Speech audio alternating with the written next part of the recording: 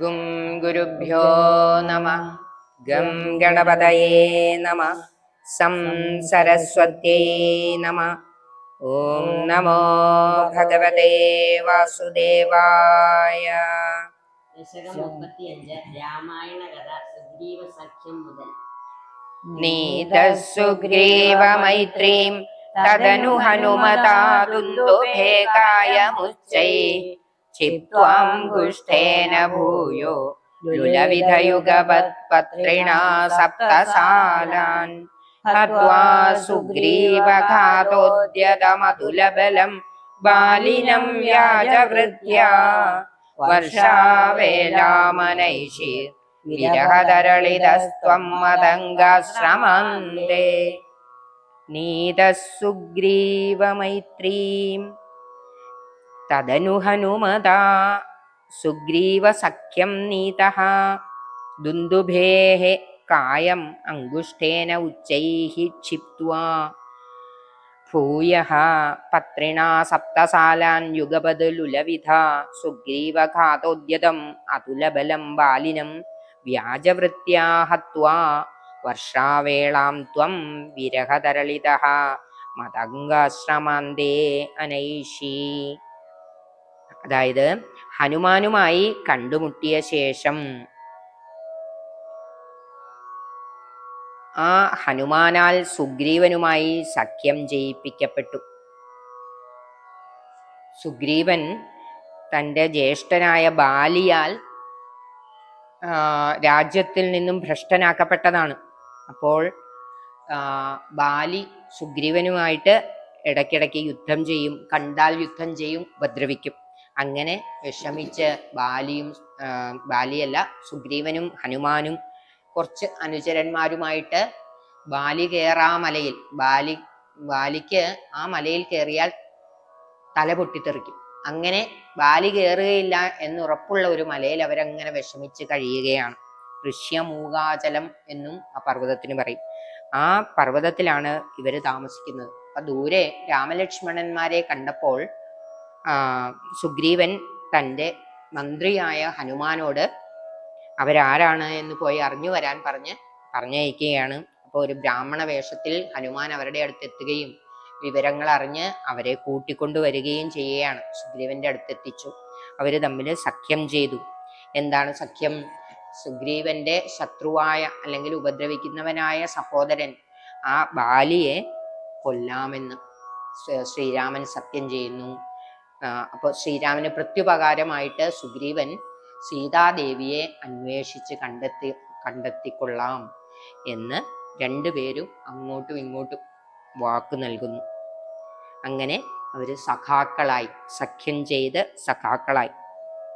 ഇനി ശ്രീരാമന് ബാലിയെ കൊല്ലാനുള്ള കഴിവുണ്ടോ എന്നറിയണ്ടേ? അതിന് ബാലി കൊന്ന ഒരു രാക്ഷസന്റെ തലയോട്ടി അവിടെ ഉണ്ടായിരുന്നു. ദുന്ദുഭേഹെ കായം അങ്കുഷ്ഠേന ഉച്ചൈഹി ക്ഷിപ്ത്വാ. അങ്കുഷ്ഠം എന്ന് പറഞ്ഞാൽ പെരുവിരൽ കൊണ്ട് തോണ്ടി എറിഞ്ഞു. ആ ദുന്ദുഭി എന്ന് പറഞ്ഞ അസുരന്റെ തലയോട്ടി കാലുകൊണ്ട് അങ്കുഷ്ഠേന ക്ഷിപ്ത്വാങ്കുഷ്ഠേന അങ്കുഷ്ഠം കൊണ്ട് തോണ്ടി എറിയാൻ കഴിഞ്ഞു ശ്രീരാമന്. അപ്പോൾ ബാലിയെ കൊല്ലാൻ കഴിയും എന്ന് മനസ്സിലാക്കാം. അത് മാത്രമല്ല ഒരു പരീക്ഷയും കൂടെ സുഗ്രീവൻ വെച്ചു. അത് ഇതാണ്: 7 പനകൾ അങ്ങനെ വളർത്തിയിട്ടുണ്ടായിരുന്നു. അതായത് ബാലിക്ക് വളരെയധികം ശക്തിയുണ്ട്. തനിക്ക് തുല്യരായ ആരെങ്കിലും ശത്രുക്കൾ വന്നാലേ യുദ്ധം ചെയ്യാൻ പറ്റുകയുള്ളൂ. അപ്പൊ കയ്യുടെ തരിപ്പ് തീർക്കാൻ വേണ്ടി അങ്ങനെ നട്ടു വളർത്തിയതാണ് 7 പനകള്. ആ പനകളിൽ കയ്യ് അടിച്ചാണ് കയ്യുടെ തരിപ്പ് തീർക്കാറ്. ആ പനകളെ ഒറ്റ അമ്പുകൊണ്ട് വീഴ്ത്താൻ കഴിഞ്ഞാൽ ബാലിയെ വീഴ്ത്താൻ കഴിയും എന്ന് മനസ്സിലാക്കാം എന്ന് സുഗ്രീവൻ പറഞ്ഞപ്പോൾ ശ്രീരാമൻ ആ 7 പനകൾ, സപ്തസാലം എന്ന് പറഞ്ഞാൽ സപ്ത എന്ന് പറഞ്ഞാൽ 7, സാലം പന, ആ 7 പനകളെയും ഒറ്റ അമ്പുകൊണ്ട് ശ്രീരാമൻ വീഴ്ത്തി. പത്രിണാ പത്രി എന്ന് പറഞ്ഞാൽ അമ്പ്, ശരം. 7 സാലവൃക്ഷങ്ങളെയും ഒപ്പം മുറിച്ചു. ഒരു അമ്പുകൊണ്ട് 7 പനകളെയും വീഴ്ത്തി. ഹത്വാ സുഗ്രീവഘാതോദ്യതമതുലബലം ബാലിനം വ്യാജവൃത്യ. എന്നിട്ട് സുഗ്രീവനോട് കൊടുത്ത വാക്ക് ശ്രീരാമൻ പാലിച്ചു. എങ്ങനെയാണ്? വ്യാജവൃത്യ, ഒളിയമ്പെയ്താണ് ബാലിയെ കൊല്ലുന്നത്. ബാലി സുഗ്രീവ യുദ്ധത്തിനിടയിൽ ബാലിയെ ഒളിഞ്ഞു നിന്ന് അമ്പെയ്ത് കൊല്ലുകയാണ് ചെയ്തത്. അതാണ് വ്യാജവൃത്യ അതുലബലം ബാലിനം. ബാലിക്കൊരു വരവുണ്ട്, നേരിട്ട് യുദ്ധം ചെയ്യുകയാണെങ്കിൽ ആ യുദ്ധം ചെയ്യുന്ന ശത്രുവിന്റെ പകുതി ബലവും കൂടി ബാലിക്ക് കിട്ടും. അതുകൊണ്ടാണ് ഒളിഞ്ഞു നിന്ന് അമ്പെയ്യേണ്ടി വന്നത്. വർഷാവേളാമനൈഷീഹി. വർഷകാലം, അതിഭയങ്കരമായ മഴക്കാലം വന്നു. മഴക്കാലത്ത് സീതാന്വേഷണത്തിന് പോകാൻ സാധിക്കില്ല എന്നതുകൊണ്ട് സുഗ്രീവനെ അവിടെ ബാലിയുടെ സ്ഥാനത്ത് അഭിഷേകം ചെയ്ത് രാജാവാക്കി, വാനരന്മാരുടെ രാജാവാക്കിയതിന് ശേഷം മഴക്കാലം കഴിയുന്നത് വരെ ശ്രീരാമചന്ദ്രൻ ലക്ഷ്മണനോടുകൂടി മതംഗമുനിയുടെ ആശ്രമത്തിനടുത്ത്, ആശ്രമത്തിന്റെ അടുത്ത് അങ്ങനെ സമയം ചിലവഴിച്ചുകൊണ്ട് കഴിച്ചുകൂട്ടി. ദുഃഖിതനായി സീതാദേവിയെ നഷ്ടപ്പെട്ട വിരഹ ദുഃഖത്തിൽ വിഷമിച്ചുകൊണ്ട് കഴിച്ചുകൂട്ടി.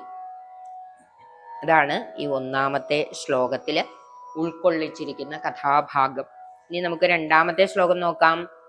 സുഗ്രീവേണാനുജോക്ത്യ സഭയമഭിയതാ വ്യൂഹിതാം വാഹിനീം താം വൃക്ഷാണാം വീക്ഷ്യദിക്ഷു ദ്രുതമഥദയിതാമാർഗണായാവനം സന്ദേശം ജാംഗുലീയം പവനസുതകരേ പ്രാദിശോ മോദശാലി മാർഗേ മാർഗേ മമാർഗേ കവിഭിരപി ദദാ ത്വത്പ്രിയാ സപ്രയാസൈ.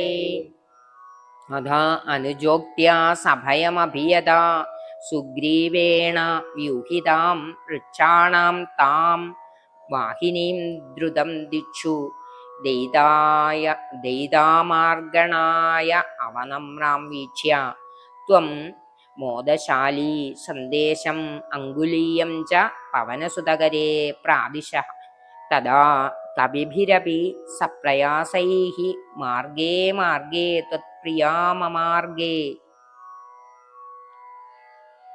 മഴക്കാലം കഴിഞ്ഞിട്ടും സുഗ്രീവൻ സീതാന്വേഷണത്തിന് ഒരുങ്ങി വന്നില്ലെന്ന് കണ്ടപ്പോൾ ശ്രീരാമൻ ലക്ഷ്മണനെ കിഷ്കിന്ധയിലേക്ക് അയച്ചു.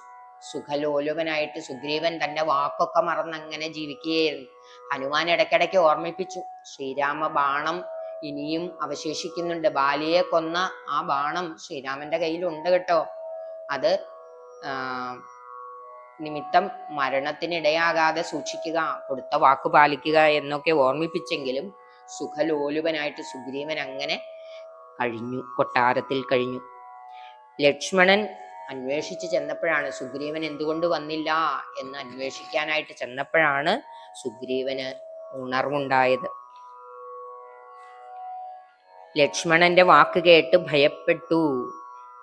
സുഗ്രീവേണ അനുജോക്ത്യ, അനുജനായ ലക്ഷ്മണന്റെ വാക്കുകൾ കേട്ട് സഭയമഭിയത, പേടിച്ചിട്ട് വ്യൂഹിതാം വാഹിനീം താം വൃക്ഷാണാം, കുരങ്ങന്മാരെ നാനാഭാഗത്തുമുള്ള കുരങ്ങന്മാരെ വരുത്തി സീതാന്വേഷണത്തിന് അയക്കാൻ തയ്യാറാക്കി നിർത്തി. ഉടനെ ശ്രീരാമൻ ഹനുമാനെ പ്രത്യേകം വിളിച്ച് സന്ദേശവാക്കു പറഞ്ഞു. തൻ്റെ പേരുള്ള മോതിരവും കയ്യിൽ കൊടുത്തു. വാനരന്മാർ 4 ദിക്കിലും എല്ലാ പ്രദേശങ്ങളിലും ചെന്ന് വളരെ പ്രയാസപ്പെട്ട് സീതാദേവിയെ അന്വേഷിക്കുകയും ചെയ്തു.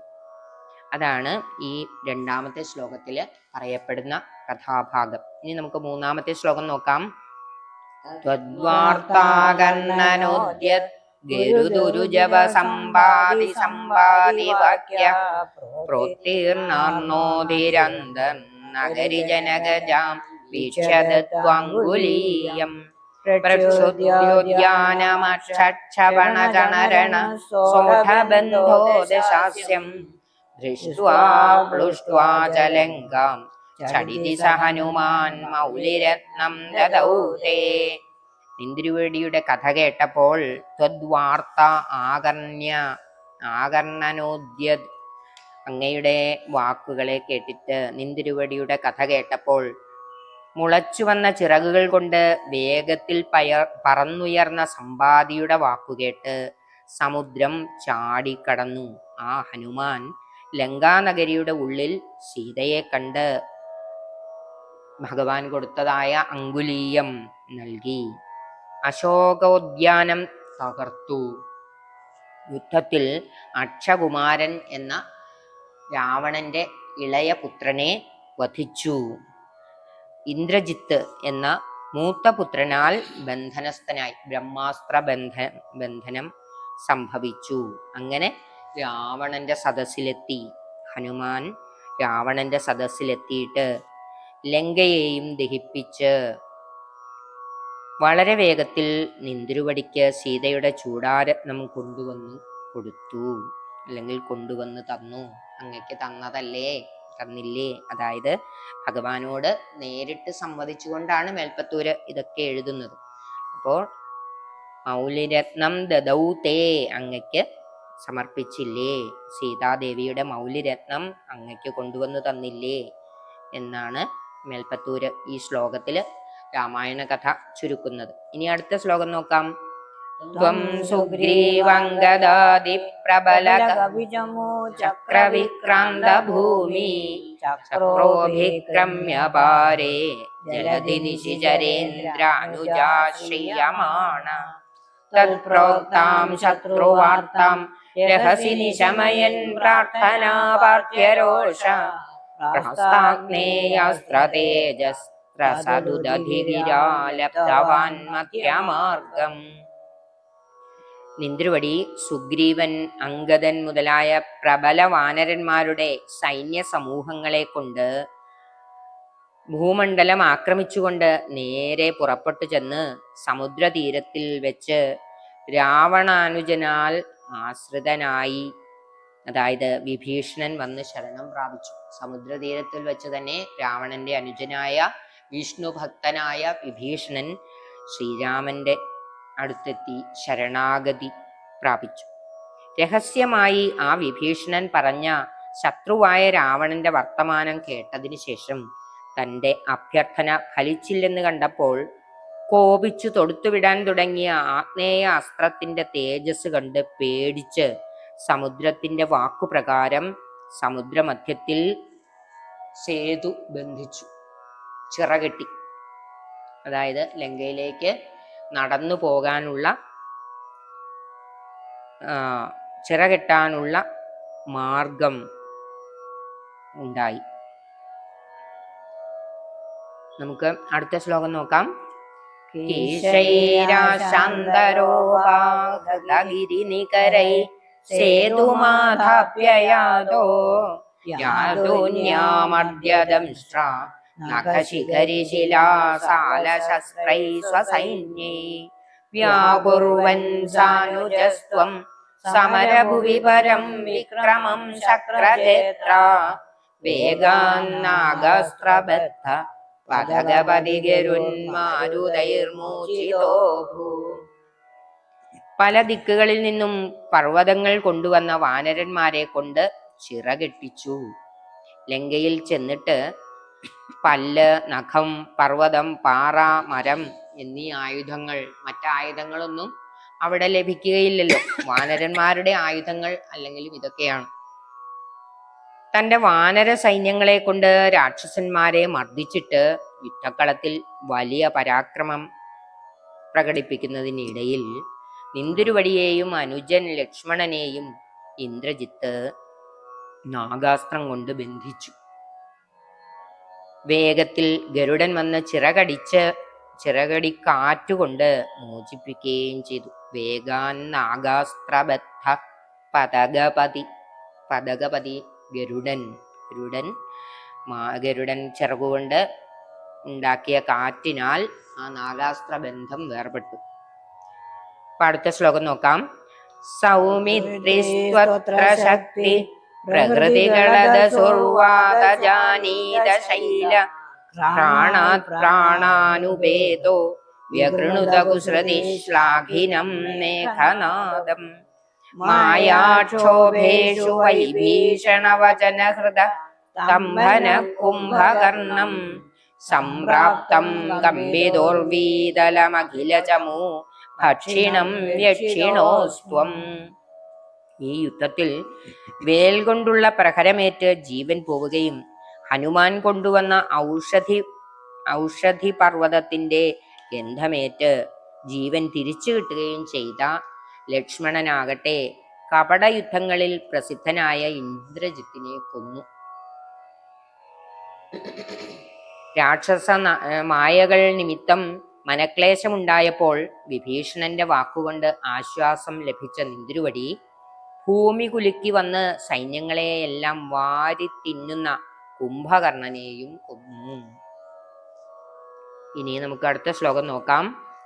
ഗൃണ്ണൻ ജംഭാരി സംപ്രേഷിതരഥ കവചൗ രാവണേനാഭിയുധ്യൻ ബ്രഹ്മാസ്ത്രേണസ്യ ഭിന്ദൻ ഗളതതിമബലാമഗ്നിശുദ്ധാം പ്രഗൃണ്ണൻ ദേവശ്രേണീവരോജ്ജീവിത സമരമൃതൈ നക്ഷതൈർക്ഷസംഘൈ ലങ്കാഭർത്രാ ച സാകം നിജനഗരമഗാ സപ്രിയ പുഷ്പകേണ.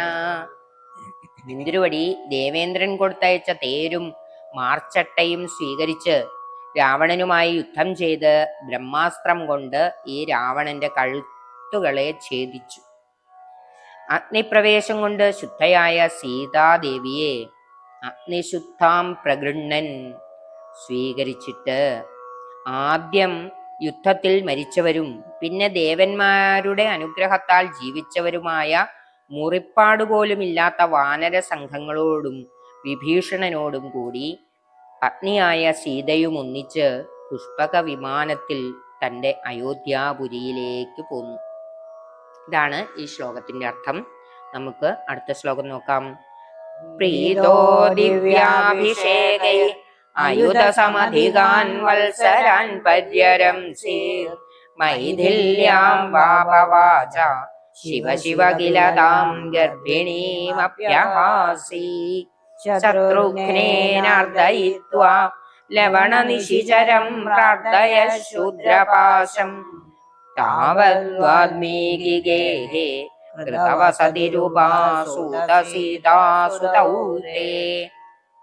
ഇന്ദ്രുവടി പട്ടാഭിഷേകം കഴിഞ്ഞ് സന്തുഷ്ടനായി 10,000-ത്തിലധികം ആയുധ സമധികാൻ എന്ന് പറഞ്ഞാൽ ആയുധം എന്ന് പറഞ്ഞാൽ 10,000-ത്തിലധികം സംവത്സരക്കാലം സുഖിച്ചുവാണ്. സീതാദേവിയെക്കുറിച്ചുണ്ടായ ലോകാപവാദം നിമിത്തം ഗർഭിണിയായ ആ ദേവിയെ അങ്ങ് പരിത്യജിച്ചുവല്ലോ, ഇത് കഷ്ടമായി പോയി. ശത്രുഘ്നനെ കൊണ്ട് ലവണാസുരനെ വധിപ്പിച്ചു. അതിനുശേഷം അധാർമികനായ ശംഭൂകൻ എന്ന ശൂദ്രനെ വധിച്ചു. അക്കാലത്ത് വാൽമീകിയുടെ ആശ്രമത്തിൽ പാർത്തിരുന്ന സീത നിന്തിരുവടിയുടെ 2 ഉണ്ണികളെ പ്രസവിച്ചു. ഇത്രയും കഥയാണ് ഈ ശ്ലോകത്തില് സംഗ്രഹിച്ചിരിക്കുന്നത്. ഇനി നമുക്ക് അടുത്ത ശ്ലോകം നോക്കാം. വാൽമീകേസ്ത്വൽസുതോദ്ഗാപിതമധുരകൃതേ രാജ്ഞയാ യജ്ഞവാടേ സീതാം ത്വയ്യാപ്തുകാമി ക്ഷിതിമവിശദസൗ ത്വം ജകാലാർത്ഥിതോ ഭൂ ഹേതോ സൗമിത്രികാദി സ്വയമഥ സരയൂമഗ്നനിശേഷഭൃത്യൈ സാകം നാകം പ്രയാതോ നിജപദമഗമോ ദേവവൈകുണ്ഠമാദ്യം. ശ്രീരാമൻ അശ്വമേധയാഗം ചെയ്തുകൊണ്ടിരിക്കെ വാൽമീകി മഹർഷി അവിടെ വന്ന് സ്വകൃതിയായ രാമായണ കാവ്യം സ്വശിഷ്യന്മാരും ശ്രീരാമപുത്രന്മാരുമായ ലവകുശന്മാരെ കൊണ്ട് ഗാനം ചെയ്യിച്ചു. വാൽമീകിയുടെ നിയോഗമനുസരിച്ച് സീതയെ സ്വീകരിക്കാൻ ശ്രീരാമൻ ഒരുങ്ങി. എന്നാൽ സീത അമ്മയായ ഭൂമിദേവിയുടെ അടുക്കലേക്ക് പോകുവാൻ ഉറച്ച് ഭൂഗർഭത്തിൽ പ്രവേശിക്കുകയാണ് ചെയ്തത്. ശ്രീരാമൻ വളരെ ദുഃഖിതനായി. അങ്ങനെ ഇരിക്കെ ഒരു ദിവസം കാലദേവൻ താപസവേഷത്തിൽ വന്ന് ലക്ഷ്മണനെ കാവൽ നിർത്തി രഹസ്യ സംഭാഷണം ആരംഭിച്ചു. ആ സമയത്ത് ആരെങ്കിലും വന്ന് ആ സംഭാഷണം കേൾക്കുകയോ കാണുകയോ ചെയ്താൽ അയാളെ കൊല്ലണമെന്നായിരുന്നു വ്യവസ്ഥ. എന്നാൽ അതിനിടയ്ക്ക് ദുർവാസാവ് മഹർഷി ശ്രീരാമനെ കാണുവാൻ വന്നു. ഉടനെ ശ്രീരാമനെ വിവരം അറിയിച്ചില്ലെങ്കിൽ ദുർവാസാവ് ശപിച്ച് വംശം മുടിക്കുമെന്നു കണ്ടപ്പോൾ ലക്ഷ്മണൻ നേരിട്ട് ചെന്ന് കാര്യം അറിയിച്ചു. അതു നിമിത്തം ലക്ഷ്മണൻ വധ്യനായി തീർന്നു. വധവും പരിത്യാഗവും തുല്യമെന്ന ശാസ്ത്രവചനം അനുസരിച്ച് ശ്രീരാമൻ ലക്ഷ്മണനെയും ഉപേക്ഷിച്ചു. ഇങ്ങനെ ലക്ഷ്മണന്റെ നേരെ പരിത്യാഗരൂപമായ വധമാണ് ശ്രീരാമൻ ചെയ്തത്. എന്നാൽ ലക്ഷ്മണൻ ഉടനെ സ്വയം സ്വർഗാരോഹണം ചെയ്തു. ഒടുവിൽ ശ്രീരാമനും സകല ഭൃത്യന്മാരോടും കൂടി സരയൂ നദിയിൽ മുങ്ങി സ്വർഗാരോഹണം ചെയ്തു വൈകുണ്ഠപദത്തിലെത്തുകയും ചെയ്തു. രാമായണ കഥയിൽ നിന്നുള്ള ഗുണപാഠം വിവരിച്ചുകൊണ്ട് ദശകം ഉപസംഹരിക്കുകയാണ് അടുത്ത ശ്ലോകത്തിൽ മേൽപ്പത്തൂർ ചെയ്തിരിക്കുന്നത്. നമുക്ക് അടുത്ത ശ്ലോകം നോക്കാം. സോയം മർത്യാവതാര തവ ഖലു നിയതം മർത്യശിക്ഷാർത്ഥമേവം വിശ്ലേഷാർത്തിൻ നിരാഗസ്ത്യജനമപി ഭവേത് കാമധർമാതിസക്ത്യാ നോ ചേത് സ്വാത്മാനുഭൂതേ ക്വനു തവ മനസോ വിക്രിയാ ചക്രപാണേ സത്വം സത്വൈകമൂർത്തേ പവനപുരപതേ വ്യാധുനു വ്യാധിതാവാൻ. സർവത്ര ഗോവിന്ദനാമ സങ്കീർത്തനം. ഗോവിന്ദ ഗോവിന്ദ. നിന്തിരുവടിയുടെ പ്രസിദ്ധമായ ഈ മനുഷ്യാവതാരം ഇപ്രകാരം കാമത്തിലും ധർമ്മത്തിലും അത്യാസക്തി ഉണ്ടായാൽ വിരഹ ദുഃഖവും നിരപരാധികളെ ഉപേക്ഷിക്കലും വേണ്ടി വന്നേക്കും എന്ന് മനുഷ്യർക്ക് ഉപദേശിക്കാൻ വേണ്ടി തന്നെയാണ് എന്ന് തീർച്ച. അല്ലെങ്കിൽ കാലസ്വരൂപമായ സുദർശന ചക്രം കയ്യിലുള്ള ഭഗവാനെ ബ്രഹ്മാനന്ദം അനുഭവിച്ചു കൊണ്ടിരിക്കുന്ന നിന്തിരുവടിയുടെ മനസ്സിന് വികാരമെവിടെ? ശുദ്ധ സത്വസ്വരൂപനായ ഗുരുവായൂരപ്പ, അപ്രകാരമുള്ള നിന്തിരുവടി രോഗക്ലേശങ്ങളെ മാറ്റിത്തരയണമേ. അതായത് കാമം ശരിയല്ല എങ്കിലും ധർമ്മം നമ്മൾ കൂടുതൽ അനുവദിക്കുന്നതാണ്, ധർമ്മം അനുഷ്ഠിക്കേണ്ടതാണ് എന്ന് പറയും. എന്നാലും ധർമ്മമായാലും അതില് അതിശക്തി, അത്യന്തമായ ശക്തി ഉണ്ടായാൽ അത് ക്ലേശമാണ് ഉണ്ടാക്കുന്നത്. ധർമാചരണം ഭഗവാനെ കിട്ടാനാവണം എന്നാണ് ഇതിൽ നിന്ന് നമുക്ക് മനസ്സിലാക്കാനുള്ളത്. അങ്ങനെ ഈ രാമായണ കഥ ഇവിടെ സമാപിക്കുകയാണ്. സർവത്ര ഗോവിന്ദനാമ സങ്കീർത്തനം. ഗോവിന്ദ ഗോവിന്ദ. കായേന വാചാ മനസേന്ദ്രിയൈർവാ ബുദ്ധ്യാത്മനാ വാ പ്രകൃതേ സ്വഭാവാത് കരോമി യദ്യത് സകലം പരസ്മൈ നാരായണായേതി സമർപ്പയാമി. സർവം നാരായണായേതി സമർപ്പയാമി.